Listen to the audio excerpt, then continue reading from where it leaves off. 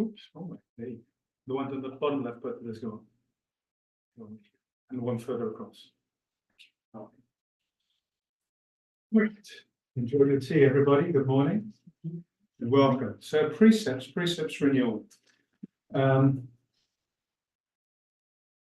These are turbulent times, whether people are caught up in the political uncertainty and chaos, whether that's just economic uncertainty and the advance of AI and goodness knows what else, and it's all happening so fast, and we have no idea what that's going to mean to the economic environment or jobs, or whether it's the talk that's out there. It's a great jobs market, but how many people do we all know? Many of you are probably among it, who don't have jobs and can't find one and just don't understand why everybody's saying it's a great job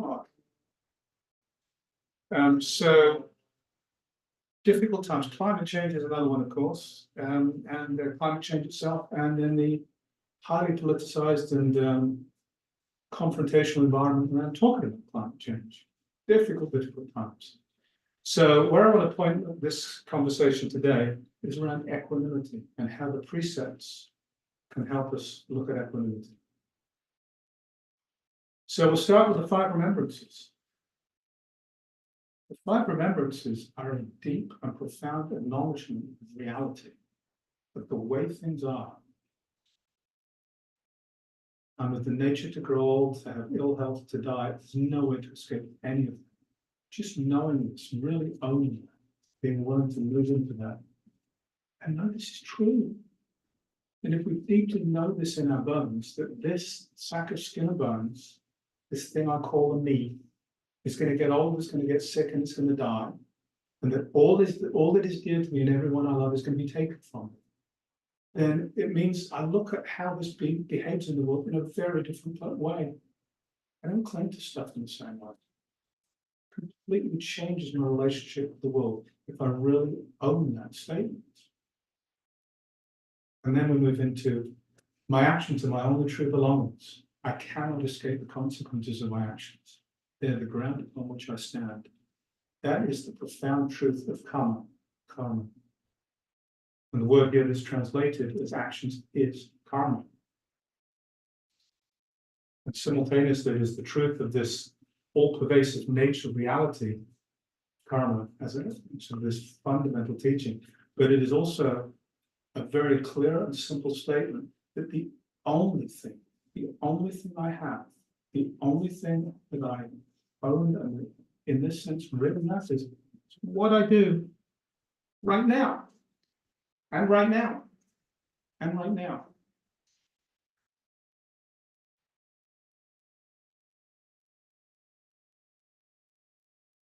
The flip of this, there's things that are quoted frequently in the Theravada tradition.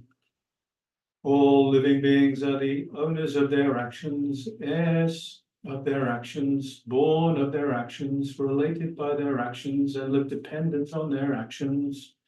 Everything they do, for good or for evil, to that will they fall heir. It's the same thing looking out. Every living being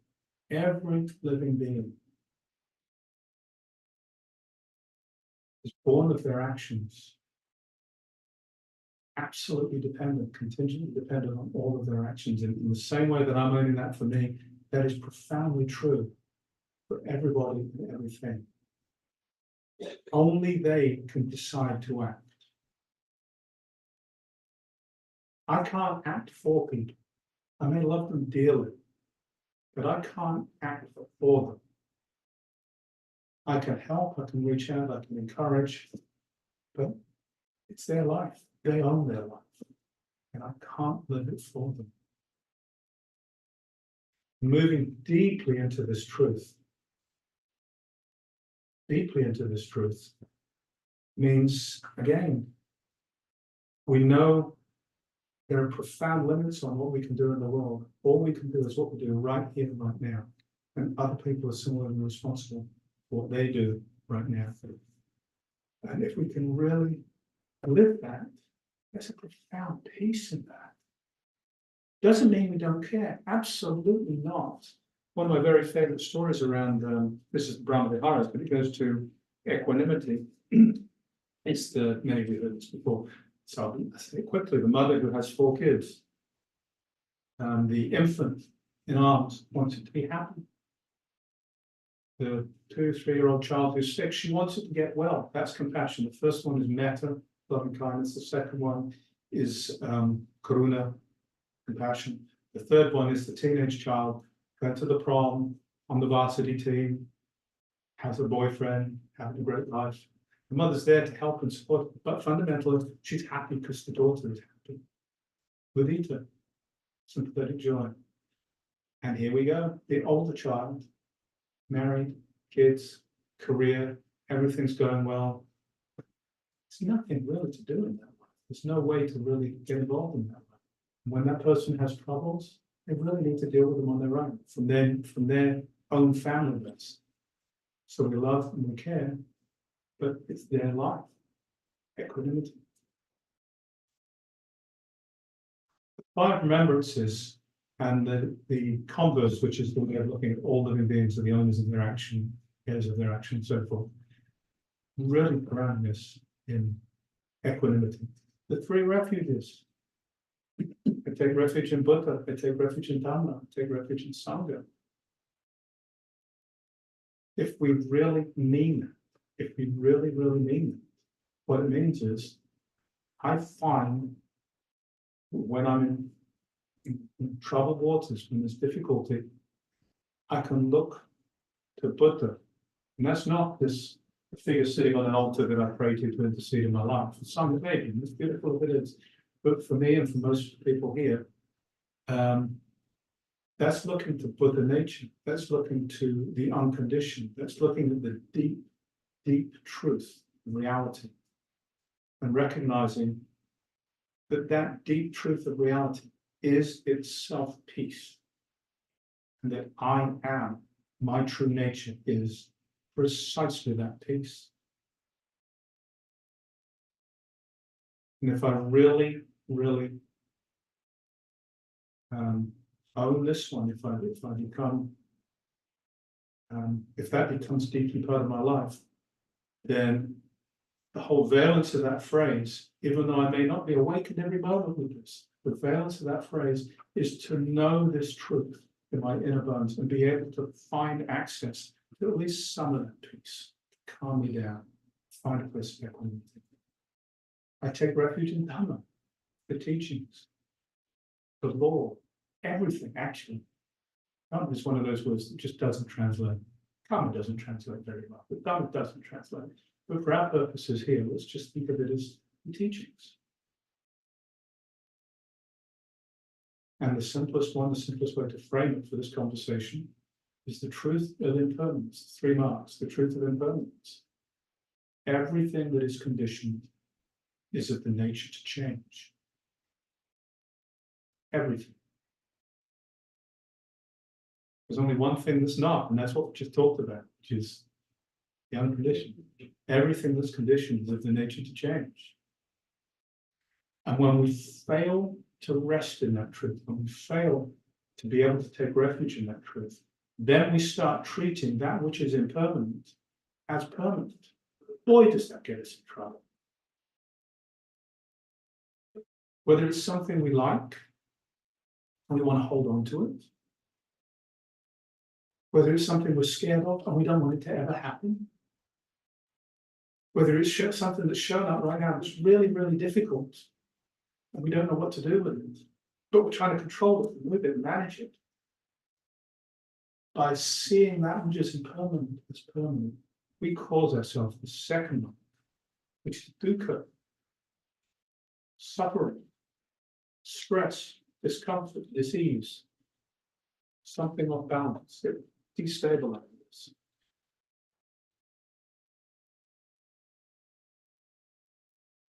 Third mark is non-self, which is recognized that by virtue of these, there is nothing here of which I can say, this is me, this is myself, this is what I am. But taking refuge in the Dharma is recognizing that fundamental truth, which starts with the fundamental truth of impermanence. Being able to bring that truth into our lives, but actually find great comfort in it, because it is the nature of reality. And when we can see it's the nature of reality, it does give peace, it does give comfort. Take refuge in Sangha. That's what you're doing right now. It's beautiful. It's what you're going to do right after this, when we'll sit down together and break bread and have our potluck together. It's beautiful. People, just simply sitting with people, just being in the room with this energy of sitting with each other, that itself is taking refuge in Sangha. And in the little sidebar conversations, I know there's many people in this room, and many people who have spent a lot of time with the Sangha who are not in this room, many more people than are in this room, who built these fabrics of connection. And they talk to each other. When a loved one dies, they'll go for a walk together and they'll connect. And they won't connect by saying, oh, they've gone to a better place, which for many of us is just profoundly unhelpful. They'll connect by listening. And they'll connect by giving you a place that you find peace. So Sangha can be a refuge. Again, being able to trust that as a way of taking us to this equanimity where we are much more stable. We are not rocked by the 8 worldly emotions, right? But those things that come. I'm going to skip the pure precepts. I'm going to go to the 5 training precepts in the interest of allowing conversation for this afterwards. I don't want to spend too long talking. The 5 training precepts. Aware of the suffering caused by. They all begin with that phrase. Aware of the suffering caused by. The destruction of life. Exploitation, stealing, and oppression. Unmindful speech and not listening deeply, etc. Aware of the suffering caused by these things. This is a practice of mindfulness. But fundamentally, our mindfulness is the basis for a lot of this move into equanimity. Being aware of suffering, noticing suffering. We undertake as a training precept. We'll do our best. We recognize the right thing to do is to behave in these ways we're about to talk about. We know we're trained. We know we're not perfect. We know this is a difficult, complicated world, and this is a difficult, complicated sack of skin and bones that I inhabit in. It makes mistakes. It doesn't always connect perfectly. So it can be clumsy. But we'll do our best when we make a mistake or when we upset somebody, do our best to recover, to apologize, and to act with love. And fundamentally, we will act from a place of love, which I skipped, but that's what the pure precepts are going to do. They're going to take us to a place of seeing the truth, seeing that fundamentally, we are love. I make every effort to see to wake up to my true nature. I live in accordance with what is true. This is the nature of emptiness and impermanence. It's also the nature of which is also that emptiness is also kindness. Those two come together, actually. The feeling of both of those is pretty much the same feeling. Emptiness and love are basically inseparable. True emptiness, true love. So approaching these from that place, aware of the suffering, that moves us into a place of acting from love. So undertake as a training precept not to engage in this list of harmful actions.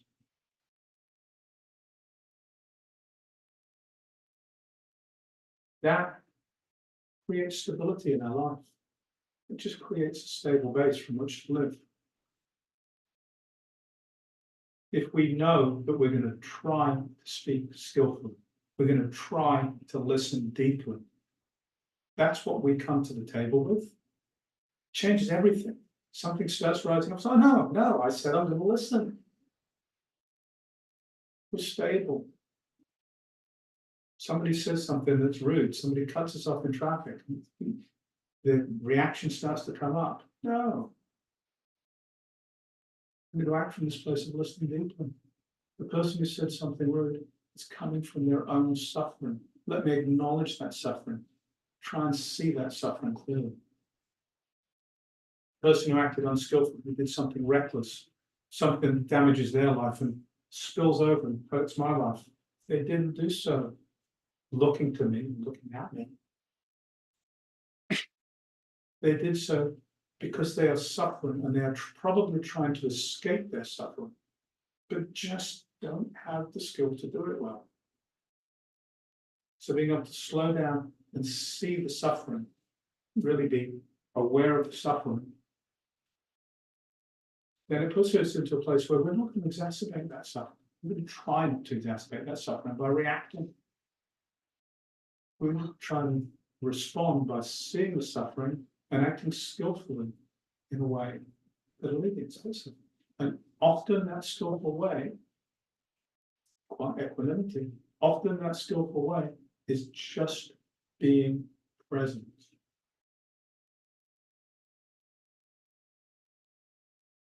I have, so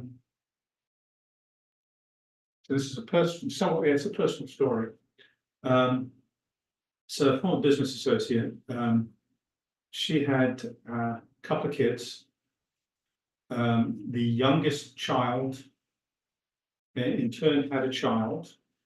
She had a troubled relationship with the father of that child, and she had trouble with a variety of addictions.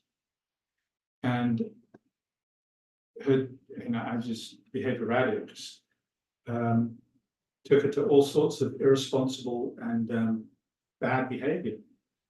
And so she kited checks, for example. I think that's the word you use, I think. Kited, it's like you write checks that are, you don't have the money in the bank yet, so you're kind of rolling the whole scheme forward, and eventually it'll start bounce. So she was creating all sorts of trouble for herself. She got into all sorts of trouble with the law. Her mother consistently bailed her out. Her mother, many times, went and helped. So the kid just kept on becoming further and further, more extreme in his behaviors, and eventually died of an overdose. So the grandmother now is raising this small child. She didn't, this person, this acquaintance of mine, she did not have the skill of equanimity. She didn't have the practice of equanimity. When something happened, she became elevated. And she did not have to do anything except really roll up her sleeve and jump into the middle of it. And just it ended up stirring the bomb. She wasn't coming from this place of balance and calm. So aware of the suffering, we can slow down and look at the suffering, and we can be more measured in our response and fundamentally come from this place of equanimity, of not being disturbed.